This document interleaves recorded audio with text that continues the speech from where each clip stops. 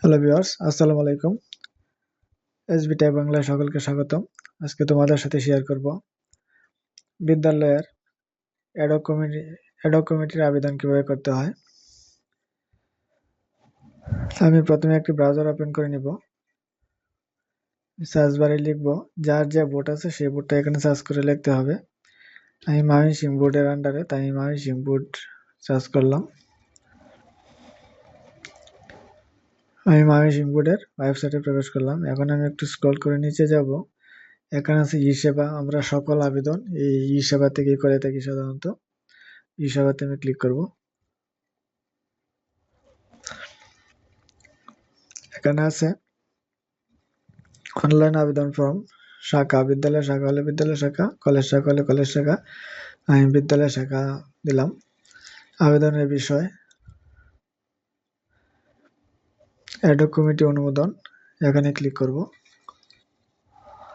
এখানে আছে EIN number এবং পাসওয়ার্ড। প্রতিটা বিদ্যালয়েরই একটি ইন নাম্বার থাকে এবং পাসওয়ার্ড থাকে।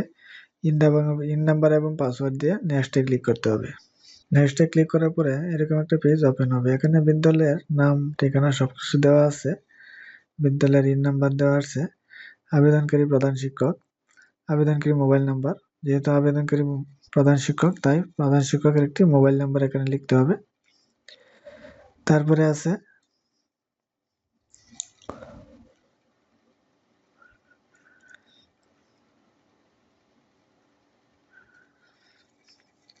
এখানে আছে সভাপতি, তিনজন সভাপতির নাম দিতে হবে। এবং যে ক্যাটাগরির সদস্য, এখানে ক্যাটাগরিগুলো দিতে হবে তিনজনেরই। তারপরে আছে সাধারণ শিক্ষক সদস্য, একজন সাধারণ শিক্ষক সদস্য লাগে। শিক্ষক সদস্যের নাম দিতে হবে এবং প্রতিষ্ঠানে যোগদানের তারিখটা দিতে হবে। একজন অভিভাবক সদস্য লাগে। একজন অভিভাবক সদস্যের নাম দিতে হবে, পোষ্যের নাম দিতে হবে, সম্পর্ক দিতে হবে, ছেলে না মেয়ে, শ্রেণী দিতে হবে, রোল নম্বর দিতে হবে। তারপরে এখানে আছে সংযুক্তি আছে। বিশেষ দ্রষ্টব্য, নিম্নোক্ত সংযুক্তি সমূহ যথাযথ না হলে আবেদনটি বাতিল বলে গণ্য হবে। এখানে আছে প্রথমে এই কাগজগুলো স্ক্যান করে প্রতিটা কাগজে পিডিএফ করে একটি ফাইলে প্রবেশ করিয়ে রাখতে হবে।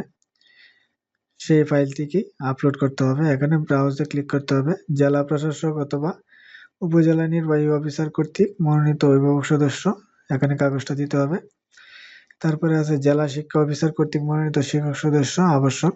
এখানে ব্রাউজে ক্লিক করলেই ফোল্ডার চাইবে, যে ফোল্ডারে ফাইলটা আছে সেই ফাইলটা এখানে দেখিয়ে দিতে হবে এবং একটা একটা করে আপলোড দিতে হবে।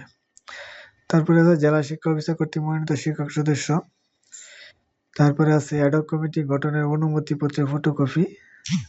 তারপরে আছে সভাপতি মনোনয়নের জন্য ৩ জন ব্যক্তির নামের তালিকা দিয়ে বিদ্যালয়ের ফেডে দিতে হয়। তারপরে অন্যান্য যে কাগজপত্র থাকে, ডিও লেটার যদি থাকে এখানে দিতে হবে। বিগত কমিটি অনুমোদনের প্রতিষ্ঠান প্রদান কর্তৃক সত্যায়িত ফটোকপি এখানে দিতে হবে। সর্বশেষ স্বীকৃতি নবায়নপত্রের ফটোকপি দিতে হবে। পূর্বের তালিকাভুক্তির পত্র এখানে দিতে হবে। এগুলো আপলোড হওয়ার পরে এখানে আছে টিক চিহ্ন দিতে হবে এই জায়গাটায়। এখানে আছে আমি মর্মে প্রত্যয়ন করছি যে আবেদনে বর্ণিত সকল তথ্য সঠিক আছে। কোনো ভুল বা অসম্পূর্ণ তথ্যের জন্য আবেদনটি বাতিল হলে বোর্ড কর্তৃপক্ষ দায়ী থাকবে না। আবেদনের মূল এটুকুই ছিল। সবগুলো ভালোভাবে যাচাই বাছাই করে সাবমিটে ক্লিক করতে হবে। সাবমিটে ক্লিক করলেই ফাইলটা সাবমিট হয়ে যাবে।